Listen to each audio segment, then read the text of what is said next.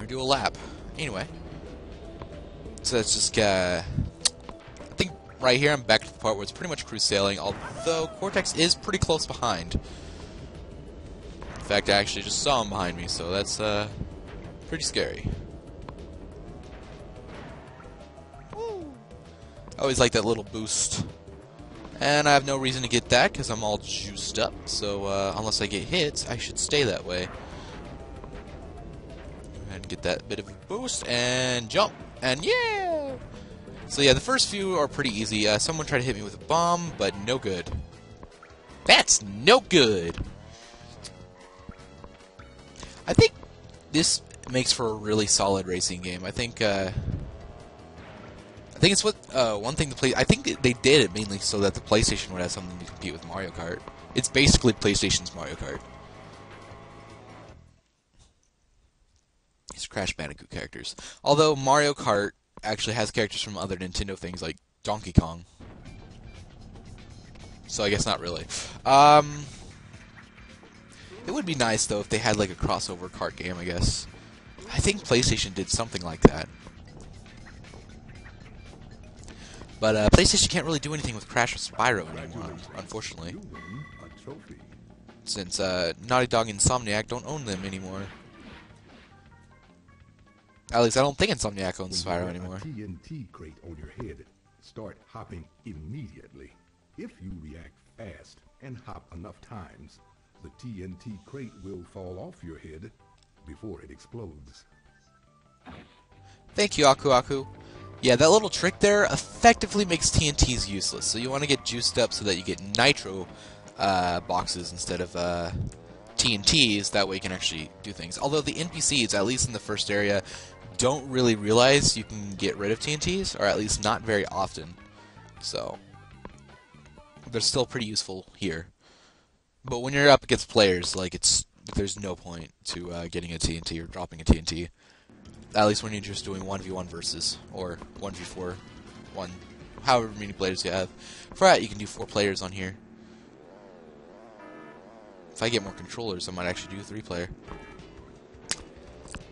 I need to time it so I always get a boost. Alright, let's go here. Oh, it's this level. I remember this level. This level's cool, but not one of my favorites. That actually is a little bit tricky sometimes. There's some stages, though, that I find much harder.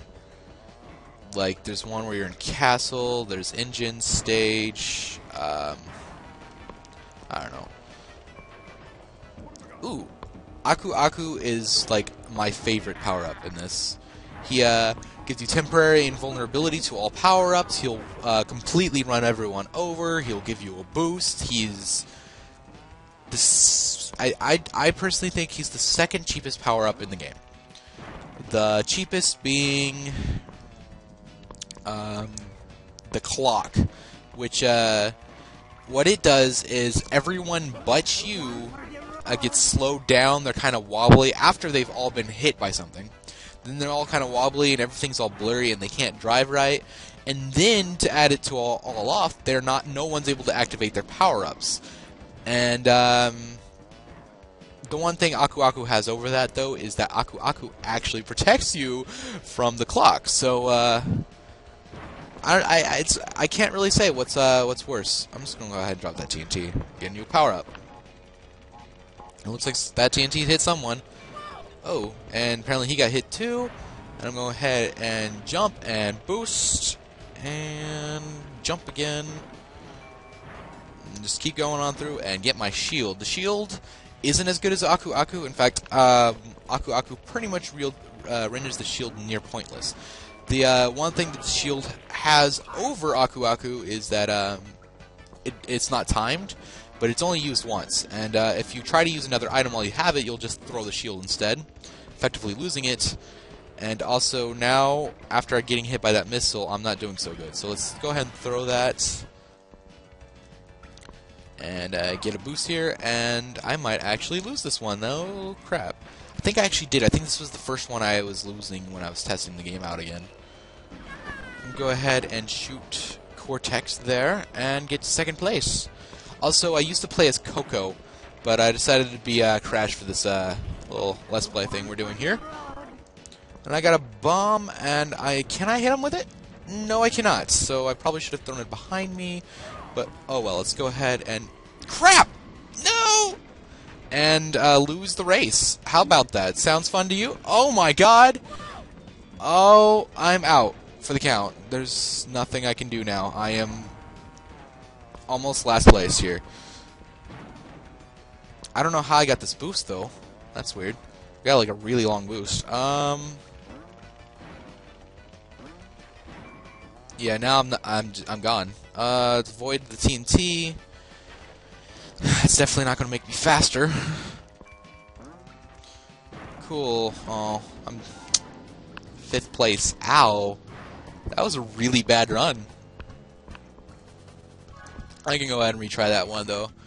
That sucked. I thought I was doing really good. I was at least in the top 3, and then silly old me thinking I could do it. Woo! Boost. Alright. I think I got an idea of how I can almost always get a boost now, so... Or at least 50-50 it.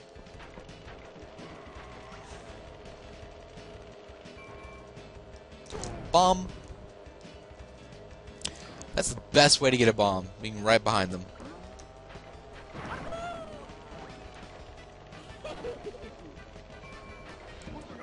Oh, here we go. Ow.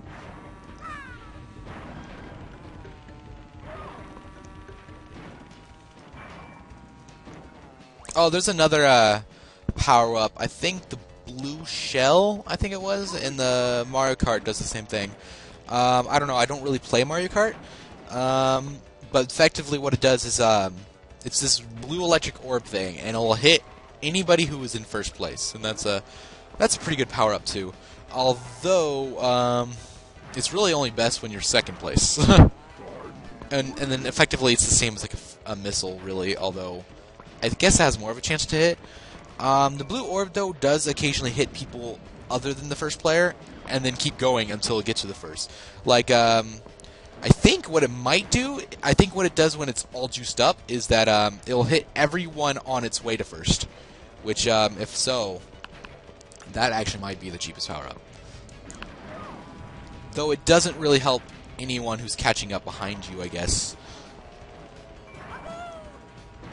And I'm doing better this time, except I just got hit by my own beaker that I planted last lap.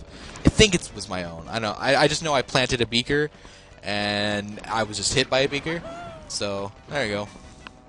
I'm getting nothing but beakers right now. What happened to that Aku Aku? That was a good power-up there. I want him back.